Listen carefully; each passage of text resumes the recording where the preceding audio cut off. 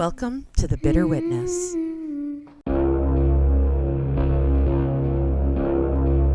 Don't be scared. Hello, and welcome back. I'm Rebecca, and I'm your host for The Bitter Witness. I hope you've had a good week. I've had a very busy week. As I've told you before, I'm quite involved with my community theatre, and this past week we closed out our production that I both directed and acted in. It was bittersweet. When you do these productions, you form a very strong bond with those you work with. You spend so much time with them, and luckily, those friendships usually last forever. But then you reach closing night, and it's a cold, hard stop from hanging out almost daily with people you really, really care about. So that's where the bitterness comes in. I highly recommend that if you have any desire to show off any of your talent, go find your community theater and volunteer. Let's see, what else is there in updates? Oh, I have some awesome news regarding The Bitter Witness. We've finally reached the plateau where we can monetize at Spotify. Don't worry, I would never make anyone pay for the regular weekly episodes, but I do have the Bitter Bits now available for those who subscribe to the podcast on Spotify. For $2.99 a month, you will receive exclusive access to the bonus episodes. When you subscribe, you not only allow me to keep doing what I love, but you help to keep the lights on as well. I think that's about it from my little corner of Ontario. My next production will be starting in a few days at the theater, and I'm excited for that. So the dogs are sleeping behind me, so puppy ASMR will be brought to you by both Miley and Piper this week. So grab a cup of tea, sit back, relax, while I tell you about the case of the Cleveland Elementary School shooting.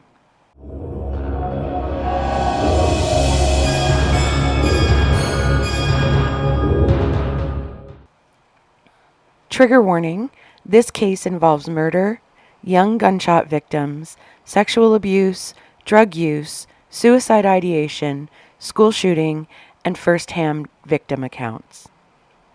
As always, I want to give the victims in this case top billing. However, in this case, there are many, many victims, not just the ones that were physically wounded or killed during the shooting spree, but the trauma caused by this school shooting has proved to be generational. So, to all the victims in the case, I acknowledge you and I send my love to you wherever you may be. Monday, January 29th, 1979, 8:20 a.m. 10-year-old Crystal Hardy was riding in the car with her mother and brother. Her mom always dropped her brother off first, but as they were approaching Cleveland Elementary School, the school that Crystal attended, she saw a group of her friends walking towards the playground. She called out, "Mom, let me out here, please. I see my friends." Her mother stopped the car, and Crystal hopped out and started walking to catch up with her friends. She heard some loud bangs and pops as she was walking, but she thought that just some stupid boys must have brought some firecrackers to school. 7-year-old Audrey Stites and her older sister Madeline walked together to school that morning. The girl's father, Francis Stites, later stated that the sound of the helicopters hovering over the neighborhood that morning was seared into his and his wife's brains. The frustration he felt when he was stopped by law enforcement as he and his wife tried desperately to get to the school to find their children. The helplessness he felt as his wife clung to him and cried out screams of anguish as the shooting continued, and there was nothing he could do for her or his daughters. The terror that enveloped both he and his wife when they received the call from the hospital informing them that one of their daughters had been wounded in the shooting. The pure rage he felt when looking at the bullet hole in his 7-year-old's elbow and the bullet burns on the inside of her legs where another bullet passed through her legs just inches from her crotch. The terror he felt when he and his wife discovered that his other daughter had been shot as well, but the bullet had entered the pocket of her coat and been stopped by a notebook and a pouch of pens and pencils. He could have lost both of his daughters that morning, all because Brenda Spencer didn't like Mondays. Brenda Spencer was 16 at the time when she committed one of the earliest school shootings in the USA. Not only does being a school shooter place her in a rare group of killers to begin with, but a female school shooter places her in an even rarer category. The majority of school shootings are committed by white males. Female school shooters are very far and few between. However, like the majority of school shooters, Spencer was a teenager and had connections to the educational institution she targeted. Spencer was born on April 3, 1962. She was the youngest of 3 children. Her parents were Wallace and Dorothy Spencer. She had an older brother, Scott, and an older sister, Teresa. I'm not going to spend a lot of time on Spencer's early life. The main reason for this decision is that the facts of her early life are in dispute, and there really is no concrete way to determine fact from fiction. That said, the parents divorced and custody of all 3 children was awarded to Wallace in 1972. Upon the breakdown of his marriage, Wallace had moved his family to a suburb of San Diego, and he thought the home he bought was perfect, as it was directly across the street from an elementary school. Spencer and her father spent a considerable amount of time hunting small game and camping at a property that the family owned in Protero, California, which is about an hour east of San Diego. During these camping and hunting trips, Spencer became quite familiar with guns and shooting. Some have argued that she was actually quite capable with a weapon. On that Monday morning, Spencer told her father that she wasn't feeling well and that she wanted to stay home from school. Her father agreed and headed out to work, leaving Spencer home alone. The night before, Sunday night, Spencer made her way out to the RV that was parked in the driveway. From inside, she retrieved a large amount of ammunition for her .22 rifle that her father had bought her for Christmas just a few weeks prior. Once her father left for work, Spencer sat in wait in her bedroom, watching out the window. At approximately 8:20, as the street outside her window began populating with children on their way to the elementary school across the road, Spencer loaded her rifle and began to shoot across the road towards the elementary school. The principal, 53-year-old Burton Ragg, was just unlocking the gates to the schoolyard when he heard the gunshots, and he knew immediately what was happening. He began to shout to the children to get down and to take cover in the school. He ran towards the gunshots to try and pull children out of harm's way. Spencer shot Burton in the chest. He fell to the ground, mortally wounded. 56-year-old custodian Michael Seshar, affectionately known as Mr. Mike to the children of the school, heard the sounds of gunfire and ran out to the schoolyard. He saw Burton down on the ground and children screaming and running. He immediately ran into the line of fire to try and protect the children and to try and pull his friend Burton to safety out of the line of fire. Mr. Mike was then shot in the chest and the back by Spencer. Sadly, both of these men would succumb to their wounds. Burton's family was told that the bullet that entered his chest ricocheted inside his body, piercing both his lung and his heart, causing the beloved family man and principal to slowly bleed to death internally. Mr. Mike suffered a similar fate to Burton, the bullets piercing several vital organs, causing the World War II veteran to lay on the ground, slowly bleeding to death, with the only sounds other than gunfire being the gurgling coming from him as he tried to breathe and stay alive. Wanda Carberry, a 4th grade teacher with 23 years in the school system, went outside, blew her whistle, and shouted for the children to come in. She stated to the press, "The sniper seemed to pick them off easily as they ran towards the school." Other teachers followed her lead, rescuing children without consideration for their own safety. In total, 8 children were hit with gunshots that morning. Some ran into the school not knowing what had just happened to them. Others ran screaming in pain, trying to get out of the line of fire. Although, with all this chaos, no one really could tell where the gunfire was coming from. The San Diego Police Department received the call about a shooting in progress at 8:30 a.m. and were on the scene almost immediately. 2 patrolmen hunkered down and, shielded from view by masses of ivy, herded the children to safety. However, they were unable to determine exactly where the gunfire was coming from. They did know the direction, though. But the gunfire didn't stop when they arrived. In fact, it most likely increased. This left first responders unable to reach any of the victims that were down with injuries, or any of the children that were still standing on the playground, not knowing what was happening. Officer Robert Robb was shot in the chest, but was wearing his bulletproof vest. However, the bullet that hit his chest bounced upwards upon impact and entered his neck. Another officer commandeered a garbage truck as it was turning the corner to pick up the garbage on the street where the chaos had broken out. He parked the truck so that it would hopefully block the bullets, as the police were certain of the direction from which the bullets were coming. The move was not only heroic, but successful in providing enough cover for first responders to reach the wounded children and get them to safety. Spencer continued to fire, even with the garbage truck in the way. Thankfully, she was unable to injure anyone else. During the shooting, reporters had gotten wind of what was going on at the San Diego school, and San Diego Tribune reporter Gus Stevens decided he would start calling all the houses that were close to the school to try and get a scoop, try and get an eyewitness account. But the scoop he got was not what he was planning on.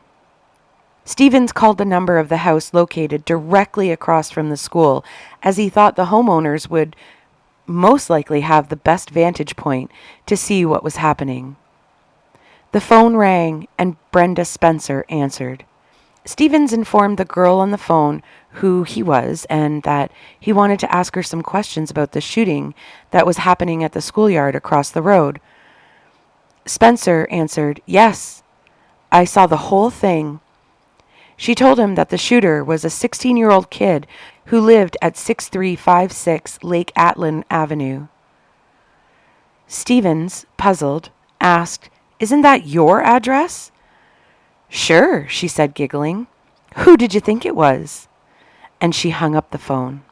Stevens informed the police exactly what house the gunfire was coming from. Then he called her back and asked her why she was shooting at the school, to which Spencer replied, "I don't know. I feel like it. I just don't like Mondays." This statement is what she will become best known for. Stevens asked her again why she was shooting at the school. Spencer answered, "This is the way to cheer up Monday. I nailed me a good pig." Then Stevens stated to her, "Do you realize you've hit 3 or 4 people?" Spencer's response was, "Gee, is that all? I saw lots of feathers flying." Stevens asked her if she was aiming at anyone in particular, and Spencer indicated that she liked the color blue with a giggle. It will be alleged later that she chose some of her victims for the colors they were wearing. As well, she enjoyed watching feathers fly into the air from down-filled jackets as she shot the children. Spencer then told Stevens that she had to go because she wanted to catch herself another pig. With that, she hung up the phone. A SWAT team and hostage negotiators arrived on scene and surrounded the house. Negotiators were able to reach Spencer by phone, and the negotiations with Spencer lasted a little over 6 hours. During the 6-hour standoff with negotiators, Spencer stated the following. These statements occurred over several phone calls between the negotiators and Spencer. At first, Spencer informed the negotiators that She had been betrayed by the police because they had put that garbage truck in her line of sight, and she wouldn't negotiate with anyone who betrayed her. However, Spencer eventually answered the phone again and began speaking with the negotiators. She stated that the shooting was a spur-of-the-moment thing and that she had no reason for doing it. She told the negotiators that it was fun to shoot people while they were en route to school. She stated that she also enjoyed it when the other children would stand around one that she had shot because she could get better aim at the one standing around like a herd of cows. They were easy pickings. She said that the children with red and blue jackets made good targets, that they were like shooting ducks in a pond. She enjoyed watching the children squirm on the ground after she had shot them. And she told negotiators that she had shot the custodian because he came out to try and save the children, and he was making it harder for her to hit her targets.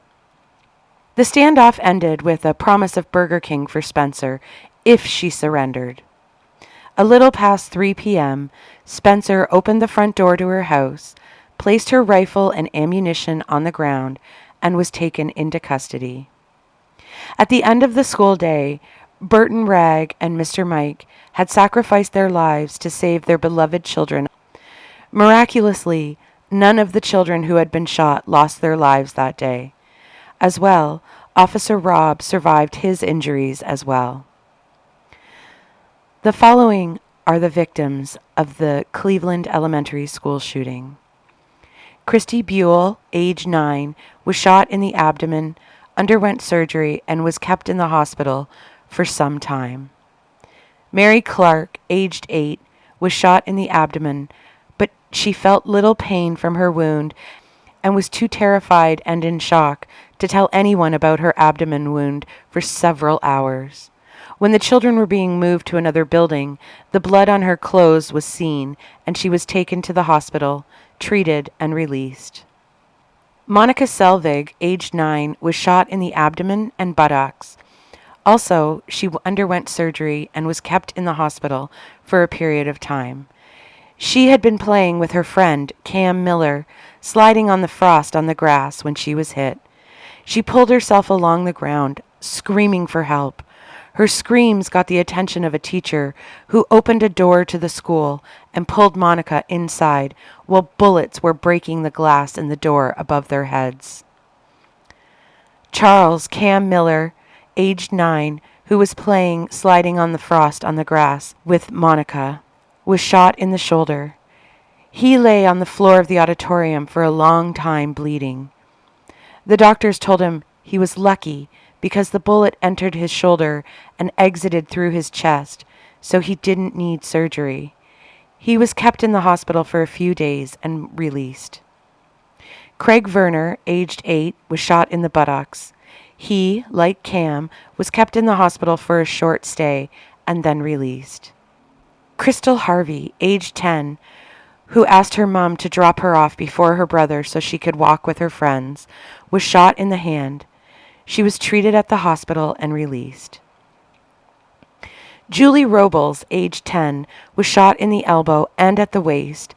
Luckily, her injuries weren't as severe as they could have been if they were a few inches either way, and she was treated and released from hospital. Audrey Stites, age 7, was shot in the elbow. Also, a bullet had passed between her legs and left burns on the inside of her thighs. Thankfully, her injuries were not life-threatening, and she was treated and released from hospital. Burton Wagg was a husband and father of 3 children. He and his wife had just celebrated their 25th wedding anniversary when he was killed by Spencer. He is described by his son in one of the victim impact statements as firm but fair and always demanded responsibility for actions. His friend, Merlin Semenza, stated that he and Burton loved to go fishing and camping, and the 2 buddies had built a boat together to use on their many trips. Michael Seshar, or Mr. Mike, was a World War II veteran. He was in the Navy for 21 years, survived 2 naval ship sinkings, and he was part of the underwater demolition team, Unit 1. This underwater demolition team was the predecessor of the Navy SEALs. Spencer was arrested, and upon arrival to the police station, a blood test was taken to determine if she was under the influence of alcohol or illegal drugs. The test results would come back clean. She was completely sober, not under any influence of anything at the time of the shooting. Spencer would be tried as an adult, and as part of the plea deal, she pled guilty to 2 counts of murder and assault with a deadly weapon, and received 25 years to life. To this day, Spencer remains in prison at the California Institute for Women. Over the years, Spencer has come up for parole several times. Each time she has been denied. Her next parole hearing is scheduled for 2025. I want to talk about Spencer and the possible motivations behind the school shooting. But before we begin that discussion, I think it's important for me to tell you that I wrote my master's thesis on school shooters. I spent over 3 years researching them. So needless to say, I have studied this phenomenon in depth. And there is something that we need to address before we take a look at Spencer. The first thing we need to discuss is the recent movement among the public and the press to not name the perpetrators of school shootings or investigate their backgrounds and focus more on the victims of the crime. While I understand this thought process, I don't completely agree with it. Now hang on, before you start writing that nasty email or unsubscribing from the podcast, let me explain why I feel this way. I wholeheartedly agree that victims of school shootings should receive a large portion of attention in the press and in the communities in which these horrific events occur. But for researchers like me, who aren't directly connected to law enforcement, meaning not having access to documentation created by law enforcement agencies, trying to study something or someone like a school shooter is extremely difficult. We can't get our hands on any personal information or background of the shooter, which is an imperative part in trying to comprehend motivation or determine typologies, definitions, or apply a theory, all of which directly lead to comprehension of school shootings, which in turn leads to the creation of strategies of prevention of school shootings. The only way that we are going to prevent school shootings is by allowing academics to continue to conduct research on school shootings and school shooters. And I am going to say this now. Arming teachers is not the fucking answer. Now, you may not agree with that statement, and you may feel differently, and that's fine. You are welcome to your own opinion, and when you start your own podcast, you can express your opinion there. But since I do all the work here, I'm going to tell you my opinion. And my opinion is that more guns don't counteract guns. It just leads to a bigger gunfight and more people hurt. Now that that is out of the way, I want to look at the parole hearings up to 2009 for Spencer. I was able to get my hands on the transcripts for these hearings, and there's a lot of interesting things that I read that leads me to my conclusion as to what I feel is the motivation behind Spencer's attack on the elementary school that day. And I will talk about my conclusion later at the end of the podcast. So her first parole hearing was held in 1993.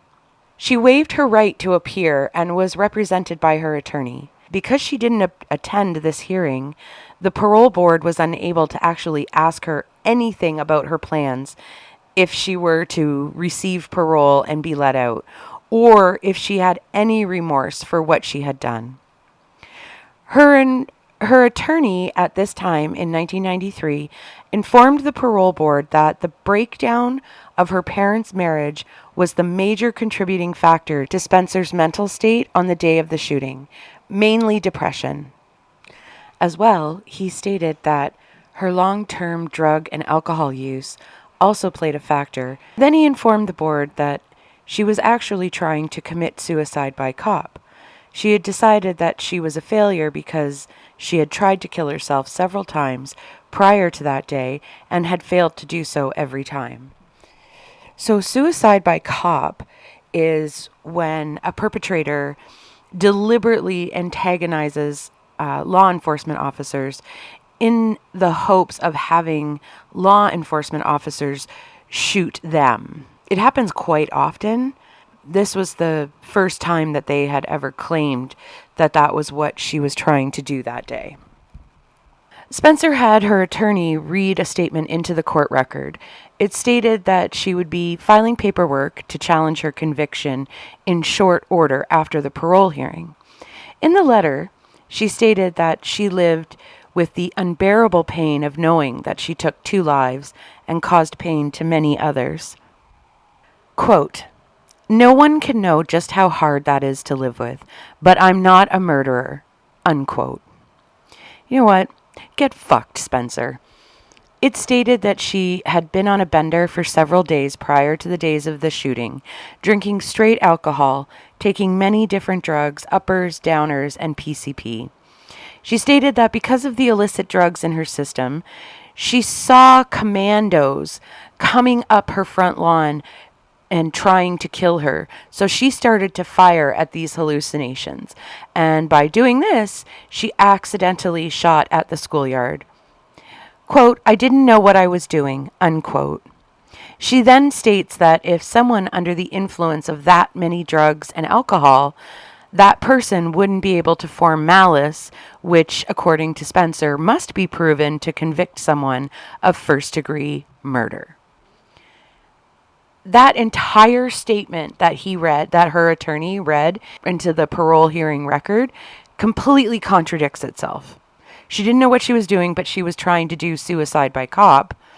She was so high, she didn't know anything, but she remembers hallucinations of commandos coming up the lawn, so she tried to fire on them. But then she says she's doing suicide by cop, but she's trying to protect herself from these commandos, or which would be law enforcement officers.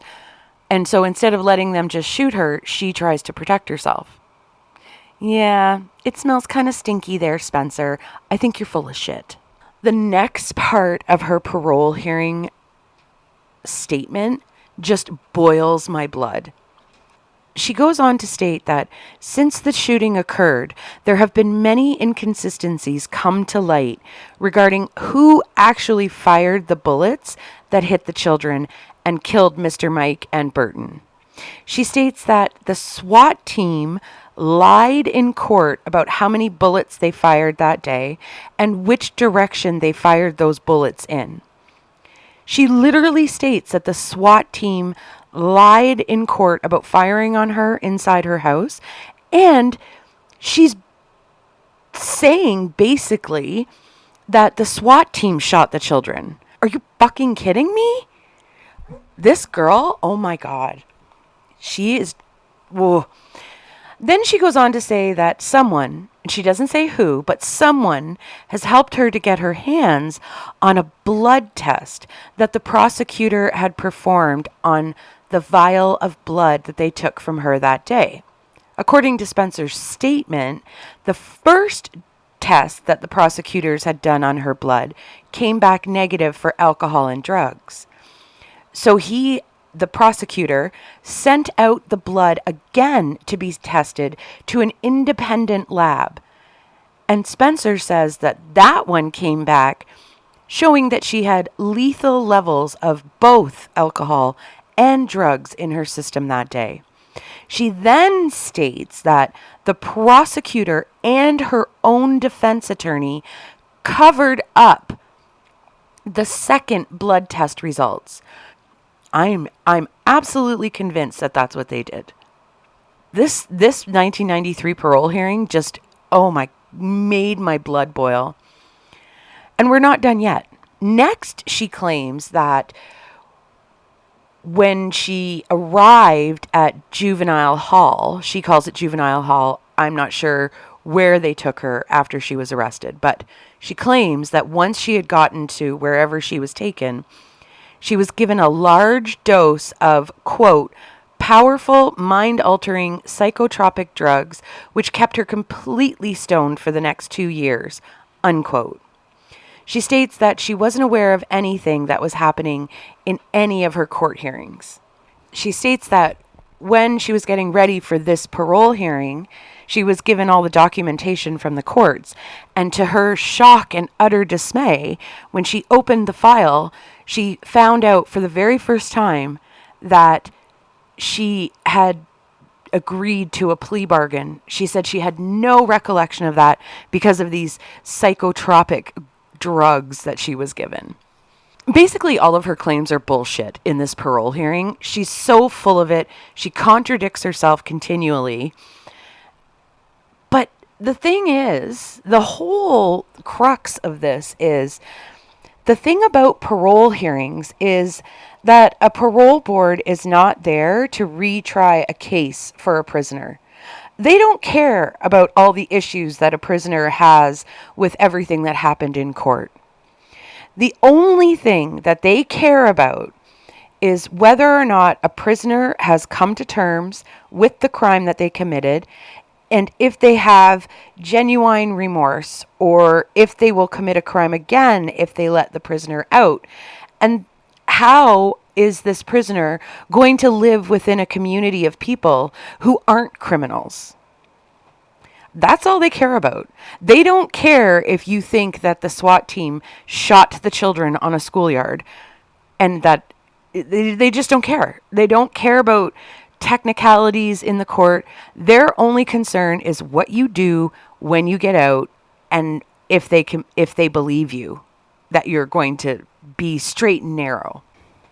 She was denied parole for 3 years on some type of legal technicality or something, which I really couldn't figure out what actually it was. If I had to take a guess, I would say she basically appealed the decision of the parole board. And she was granted a subsequent hearing in 1994. So instead of having to wait the 3 years, she got one the next year. So at this hearing, she stated that she had never tried to commit suicide prior to the day of the shooting.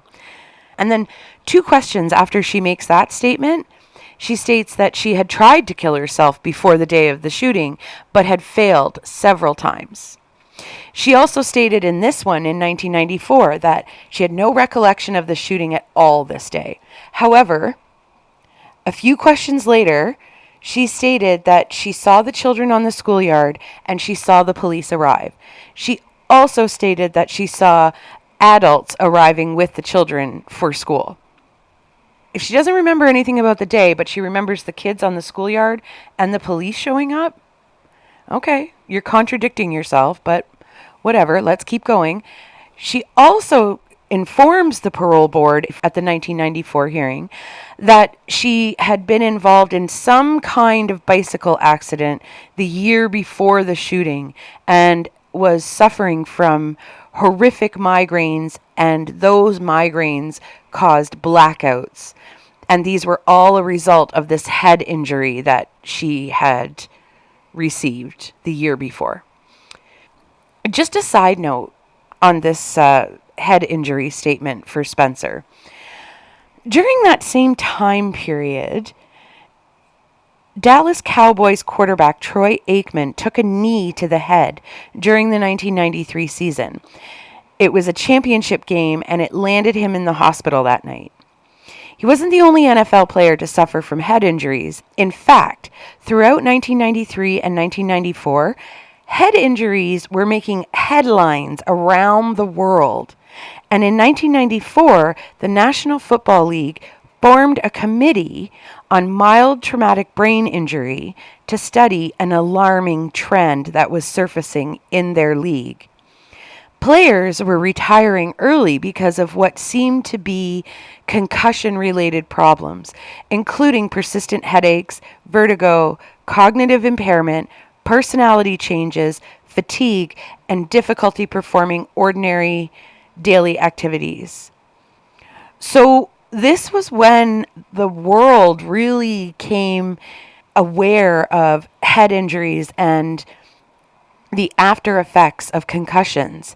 And it was prevalent in the news. It was everywhere. And if you were alive during that time, you will remember this because it was big news. So just a quick recap from the 1994 parole hearing.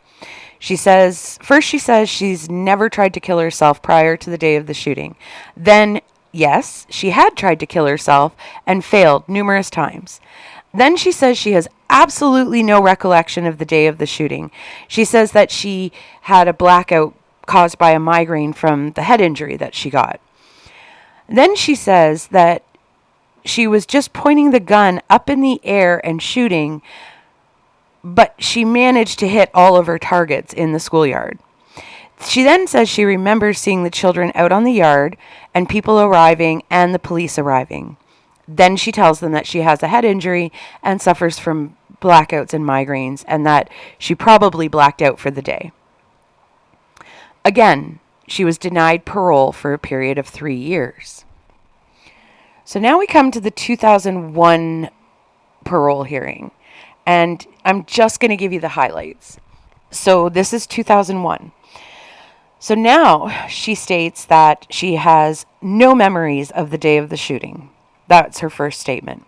Then she says she has no recollection of anything she said to either the reporter who called her home or the police negotiators. Then she says she had asked her father for a radio for Christmas, and instead he bought her a gun that she used that day. So someone on the parole board asked Spencer why she thought her father would buy her a rifle. And Spencer's response to that was she thought that her father wanted her to kill herself, and that was why he bought her a gun. She said that she had tried to commit suicide many times prior to the day of shooting, but had always failed. Now, she says that on the day of the shooting, she was drinking a lot, straight whiskey, and smoking weed with angel dust in it. She said that she was just shooting into the parking lot of the school, waiting for the cops to show up and shoot and kill her. So, suicide by cop again. She told the parole board that she was not using the telescopic lens on the rifle. She was just shooting up and not aiming at anyone. Then, a few questions after that, she told the parole board that she had just put the gun out the window and was shooting without looking. And then the commissioner of the parole hearing said, hitting 11 targets with 30 bullets at 150 feet was pretty skilled shooting. And when asked about the drugs and alcohol that day that she says she was taking, they asked her why they didn't show up on the blood test. And now she says that they had all worn off by the time the police took the blood test. And at this hearing, 2001, this is the first time she states to the parole board that her father had been molesting her until she was aged 14, and that as a result of that molestation, she had mental health issues. But this is the first time we've heard about any abuse from her father of any kind. When asked if the sexual abuse had been reported, she says that she never told anyone about it, and she claims this twice to the parole board because they took her claims very seriously of sexual abuse perpetrated by her father. She told them that she was afraid to tell on her father. And then about 5 questions later, she informs the parole board that she had actually told somebody, her counselors that she had to go see, and that the city of San Diego conducted an investigation. But I'm pretty sure that a city as an entity wouldn't conduct an investigation into sexual abuse by a father on a child. So then the parole board, someone on the parole board speaks up and says, in your central file, there is absolutely no mention of any sexual abuse by your father anywhere. Why is that? if this was such a prevalent reason for you committing this crime. And now a central file for a prisoner is literally everything that a prisoner has done since the time of their arrest. And there's no report anywhere on anything, not even scribbled on a napkin. She has no answer for that at all. She doesn't know. And then right at the end of the hearing, we find out that between this hearing in 2001 and her last hearing in 1994, she had had a relationship with another inmate and they had broken up. And as a result of that breakup, she has taken a paper clip and heated the end of it and tattooed the words "courage and pride" onto her chest. She heated that paper clip up over and over again until that tattoo was complete. She was denied parole for 4 years. So now we move on to the 2005 parole hearing. And in this parole hearing, now she states that the head injury was from playing headlight tag with a friend when she was 5.5. She says that she ran into a brick wall and received the head injury. So now she says that this head injury that she got from playing headlight tag with a friend when she was 5.5 has caused memory loss issues and her epilepsy. And for those of you who don't know, headlight tag is when you ride your bike in the street at night and dodge the cars, the headlights of the cars that are coming towards you, which I'm sure every parent or older sibling that has a 5.5-year-old allows them to do. There's no way. The very next sentence after she talks about the headlight tag is that she says there was no bike accident at all, and that in fact the head injury was actually caused by her father kicking her in the head. And then she also states again that he sexually and physically abused her, and he only did this to her because out of the other children, she was the most like her mother. She states that she became paranoid and began carrying weapons with her everywhere she went. This is the first hearing where we hear about her best friend, who was a boy who lived next door to her named Roderick Brent Fleming. And from what I could gather, he went by Brent. Prior to the school shooting, Spencer and Fleming had some run-ins with the law. In the first instance, they were arrested for shoplifting. They had broken into a pharmacy, and Fleming had actually stolen a bunch of ammunition, but Spencer had told him which ammunition to take so that they could use the ammunition. In the second run-in with the law, Fleming and Spencer broke into Cleveland Elementary School. And this was like around 1977, 1978, somewhere in there. So it was just prior to the school shooting. And they caused a lot of damage and vandalism. According to Spencer, they just broke in to cause mischief, and they were breaking things and pouring liquids out and smashing windows and breaking blackboards and doing whatever damage they possibly could, which I find this very fascinating, and I'll talk about this near the end of the podcast. According to Fleming, he and Spencer were always kind of planning things, but they never carried them out. Spencer used to say that there were 3 dominations in the world. The first domination was people who planned things. The second domination was the people who did minor things like misdemeanors. And then there was a third type of domination who did major things such as sniping or burning or blowing things up. Spencer always told Fleming that they were like the third type of domination. Lots of times they would plan things like going to kill a cop or blow up a school or mug somebody for their money. Her most favorite thing, according to Fleming, was planning how to kill a cop. Spencer had 2 plans that would allow her to kill a cop. The first plan that they had together was that the 2 of them would each take a gun. Fleming would use her .22 rifle, and Spencer would take her dad's Luger. and they would go to the park where it was known that a lot of police officers would park and write up their reports. The plan was that Fleming would approach the passenger side of the police car, and Spencer would walk to the driver's window. She would ask the driver if they knew what time it was or where something was. Then she would pull the gun out and tell the police officer that Fleming was about to blow his head off. And Fleming was supposed to stand there pointing the gun at the officer's head and shoot.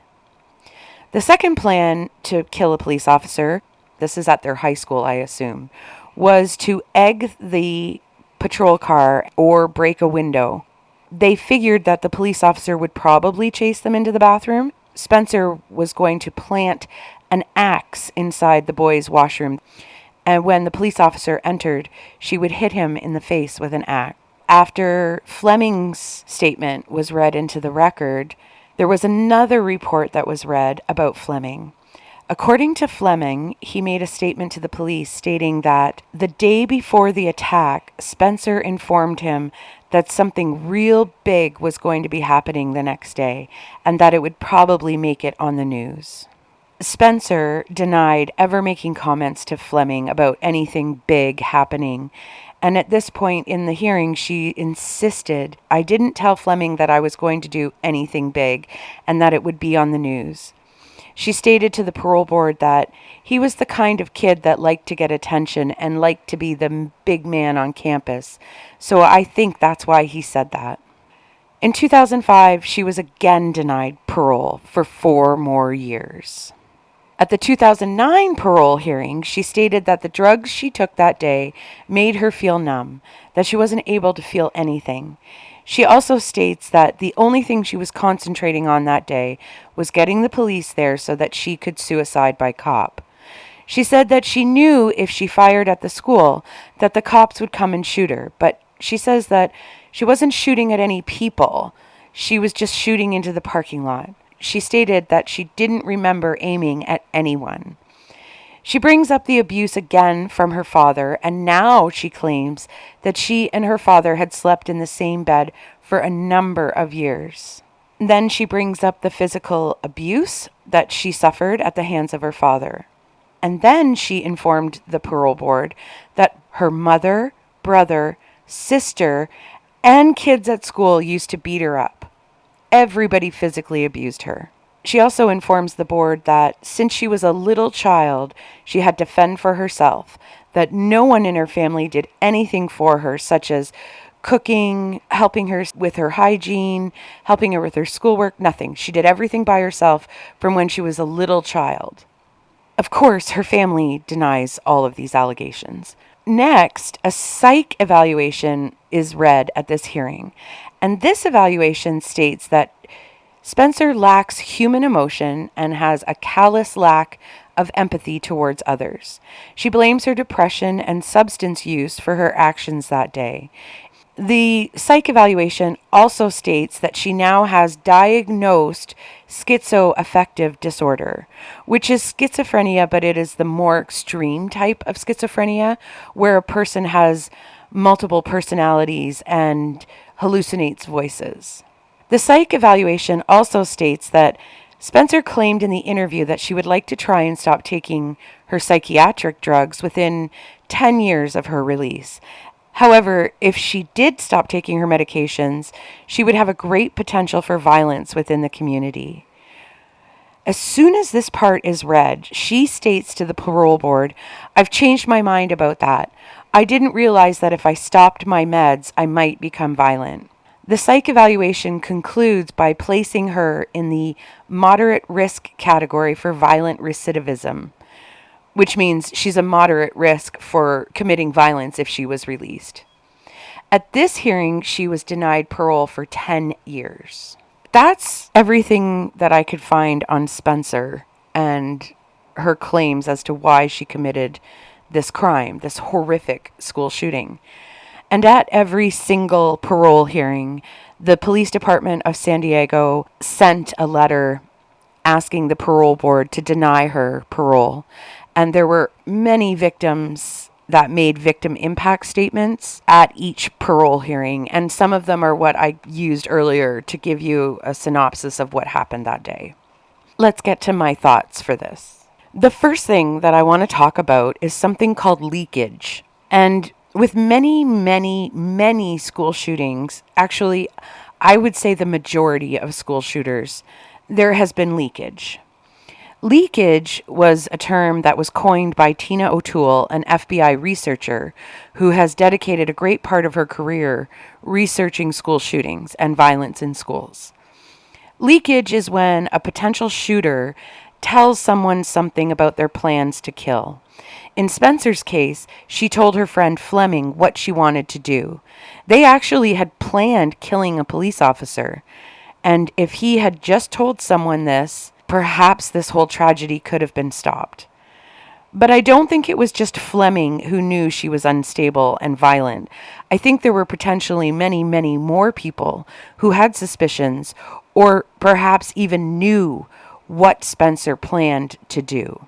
There were some statements that were in her central file from people who attended school with her, and according to them, she was a violent person and a loner and a weirdo. And I think that she probably exhibited predictors of her violent tendencies throughout her entire life. I think that if someone had have red flagged her in the school system or the counselors or somebody, it might have maybe prevented this. But moving on to her stories, you can see all the inconsistencies in what she says regarding what happened that day. And she always has a way of having an answer for every question presented to her. And at the very core of everything she says, she was not responsible for shooting up that schoolyard. It was from hallucinations. It was from wanting to suicide by cop. It was from the drugs. It was from the alcohol. It was from abuse. It was from somebody. And with every hearing, all of these factors seemed to increase in severity. But it was never Spencer wanting to kill children and cause chaos and panic at the school. Remember when I talked about Fleming and Spencer breaking into the school and destroying things with vandalism and all that? Well, by destroying elements of the school, in this case the vandalism, Spencer was actually exhibiting signs of outrage towards the educational institution, specifically Cleveland Elementary, which she attended. By committing this vandalism act, it shows her attitude towards the school itself. She had an intended target that day. It was the school. The principal, the custodian, the children are all elements that represent that institution itself. You could perhaps go even one further and look at it as the school itself and everything that represented the school symbolized authority. And that was what she was trying to kill that day. Next, Spencer was farther than 150 feet from the school, inside her home, shooting. According to the 2001 parole hearing transcripts, she shot approximately 30 rounds, with 11 of them hitting targets. With lethal amounts of alcohol and drugs in her system, as she claims she had, there is no way she would have been able to make shots like that. Especially if you remember, she told the parole hearing that she was not using the telescopic lens. Those shots took a steady hand and a steady eye.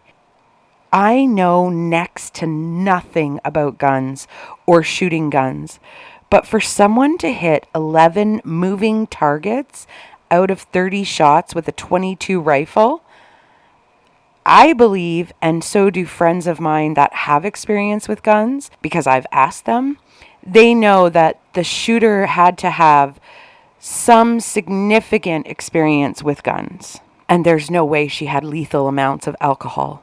The other thing about the level of substances she claims she had in her system that day, there's no way they would have worn off by the time she got to the prison that day. There's just no way. Some of those things stay in your system for days. So that statement of they've probably worn off by the time they took my blood, that was bullshit. Something that doesn't make sense to me throughout all of my research for this case was that if Spencer was having hallucinations, as she said she was, and the hallucination was commandos running at her house trying to kill her, and she wanted suicide by cop, wouldn't she just have let the hallucinations kill her? Why would she start shooting at them to defend herself? Next, Spencer stated that the shooting wasn't a premeditated shooting. It was a premeditated suicide. That she was trying to commit suicide by cop because she had tried several times prior to kill herself and wasn't able to be successful. I don't buy that shit for 1 second. No, absolutely not. You want to die by cop? Walk up to any police officer you see on the street and pull a gun. You will be shot within 20 seconds. But this attack was completely premeditated. She went out to the RV in the laneway of her house the night before and got all the ammunition. She told Fleming that something big was going to happen and that it was going to be on the news. There is absolutely no way she can claim that this wasn't premeditated. She knew exactly what she was doing. If you actually isolate all the different claims that Spencer has made throughout the many parole hearings she's had over the years, they seem to fall into 2 different categories. Number 1, avoiding responsibility, and number 2, trying to garner sympathy. So let's look at the claims she made for avoiding responsibility. She claimed she shot them due to hallucinations of commandos attacking her. She claimed she didn't shoot them. The SWAT team shot them. She claimed she fired the rifle but didn't aim and therefore had not intended to hurt anyone. She claimed she had taken so many substances that she blacked out and therefore had no idea what she had done. She claims that she only shot out her window to draw police to the house so that the law enforcement would kill her. Then, when all of those claims from the first category, avoiding responsibility, didn't work for her, then she made allegations that would garner sympathy of being abused and neglected by virtually everyone in her life. Her father sexually molested her. Her father and brother physically abused her. Her father, brother, and sister emotionally abused her. Her mother and father neglected her. Her peers bullied and physically abused her. Then she claimed that because of all this abuse and neglect, she had been depressed and suicidal for years. But initially she reported that there were no suicide attempts prior to the shooting. She stated that she had made no suicide attempts almost 7 times throughout all of the parole hearings. And now we come to my opinion of Brenda Spencer. My opinion is that Brenda Spencer is a psychopath, an actual psychopath. So I'm going to quickly break down some of the things that identify a psychopath. A psychopath's lack of empathy and lack of conscience results in them not seeing the significance of having harmed or killed human beings. Spencer's lack of empathy and lack of conscience has resulted in her not seeing or acknowledging the significance of having harmed or killed humans. It just doesn't register with her as anything at all. It's nothing. It's like blowing your nose twice in a day. You don't give it a second thought, and you don't remember it the next day. As well, she is absolutely incapable of accepting responsibility for her actions. Dr. Robert Hare, an expert in psychopaths, stated that psychopaths have a remarkable ability to rationalize their behavior and to shrug off personal responsibility. When you combine the rationalization of their behavior with a flagrant disregard for the truth, it becomes totally natural for a psychopath to say anything that they think will be to their benefit. Psychopaths are experts at distorting and molding the truth to suit the purpose that they need at that exact moment. Psychopaths have amazing powers of imagination, and they are 100% focused on themselves. And they also appear amazingly unfazed by the possibility or even the certainty of being found out. When caught in a lie or challenged with the truth, a psychopath seldom gets perplexed or embarrassed. They simply change their story or attempt to rework the facts so that they appear to be consistent with the lie that they are trying to convey. And it is very, very common for psychopaths to claim themselves to be victims. They view themselves as poorly treated and therefore they're victims. They constantly cry victims when things don't go the way that they want them to go. And this is exactly what happened with Spencer. As she was denied parole more and more and more times, the more she claimed that she was a victim, and the more the level and intensity of victimization increased with each subsequent hearing. Psychopaths are remarkably good at knowing how to appeal to other people's sense of empathy in order to manipulate them. In the article I read by Dr. Hare, he states, a good psychopath can play a concerto on anyone's heartstrings. And that is the danger in talking with a psychopath. That and sorting out the truth from fiction. Psychopaths have a significant deficit in their ability to feel anxiety, fear, guilt, and other emotions, and they don't recognize other people as being like themselves. And so they can victimize other people and not feel a thing. They also don't recognize the validity of laws or authority. So it's not surprising that they would often target people who represent the law or authority, such as Mr. Mike and Burton, the principal and the custodian.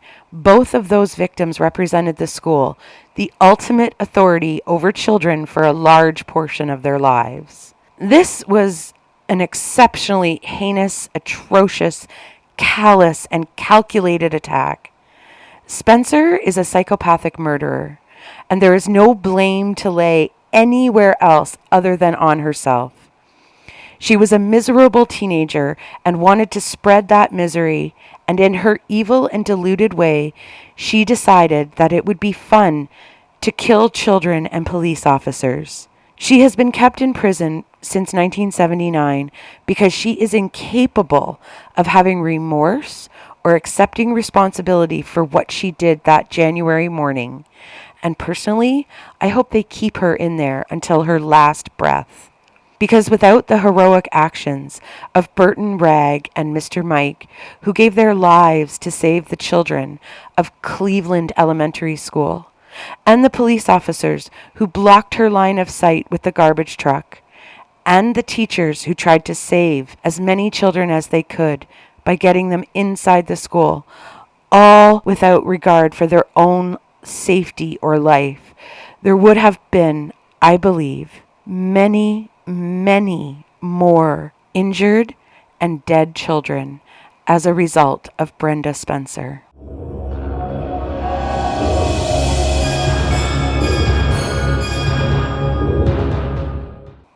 That was quite a heavy case this week. School shootings are something that has always fascinated me, and one of the reasons why I did my master's thesis on them. Maybe I should do a bitter bits on some of my research that I conducted. That might be interesting. I hope you enjoyed the show today. If you did, please subscribe. It will give you exclusive access to the bitter bits, the bonus episodes. I will see you next week. I hope you have a wonderful week. Thank you for joining me. Enjoy your day today.